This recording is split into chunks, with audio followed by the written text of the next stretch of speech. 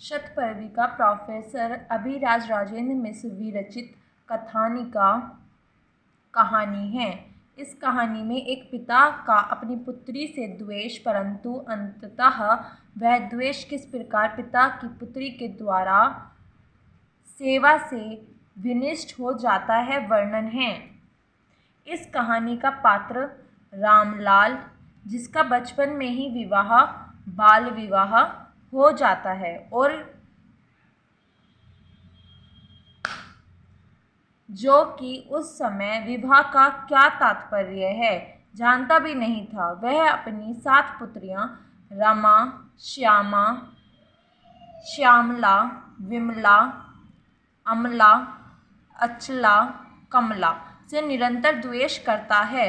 इसके वाचिक आतंक से सुकुमारी समस्त पुत्रियां सर्वदा भयभीत वातावरण में जीवन यापन करती हैं। रामलाल खांसी और ज्वर से पीड़ित रहता था। एक दिन रामलाल की पत्नी सौभाग्यवती की अनुपस्थिति में उसकी श्रेष्ठ पुत्री रमा किसी प्रकार से मन में साहस और धैर्य धारण कर अपने पिता को पानी पिलाकर उसकी सेवा करती है। रमा की सेवा से रामलाल का हृदय परिवर्तित हो जाता है तथा उसके मन मस्तिष्क में विद्यमान ज्वर उतर जाता है और वह प्रसन्न मन से अपनी समस्त पुत्रियों के प्रति कृत घोरा अपराध से लज्जित होता है। वह कहता है कि यदि मैंने अपनी पुत्रियों को प्रारंभ में ही शिक्षा दीक्षा दी होती तो आज ये मेरी पुत्रियां कुछ और ही होती।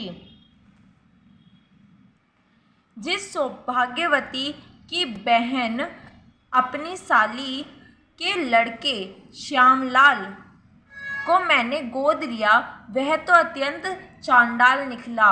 उसने आज तक मेरी खोज खबर तक नहीं ली। पति के हृदय परिवर्तन से सौभाग्यवती अपने को वस्तुतः सौभाग्यवती मानने लगी। उसके अंतःकरण में प्रियाय पुत्री जनन की विद्यमान कुंठा समाप्त प्रियाय हो गई। उसका हृदय अपने पति की प्रसन्नता से आनंदित हो उठा। इसीलिए समाज के प्रति व्यक्तियों को पुत्र पुत्री में भेदभाव किए बिना ही दोनों को समान शिक्षा दीक्षा तथा प्रेमशी वचन प्रदान करने चाहिए। हमारे वेद और शास्त्र के वचन इस संदर्भ में साक्षात प्रमाण हैं। वैदिक परंपरा का अनुसरण करते हुए ही आधुनिक कवि प्रोफेसर हरि नारायण दीक्षित ने अपने भीम चरित्र काव्य में कहा है, अर्थात पुत्र और पुत्री दोनों को ही समान रूप से शिक्षा दीक्षा प्रदान करनी चाहिए।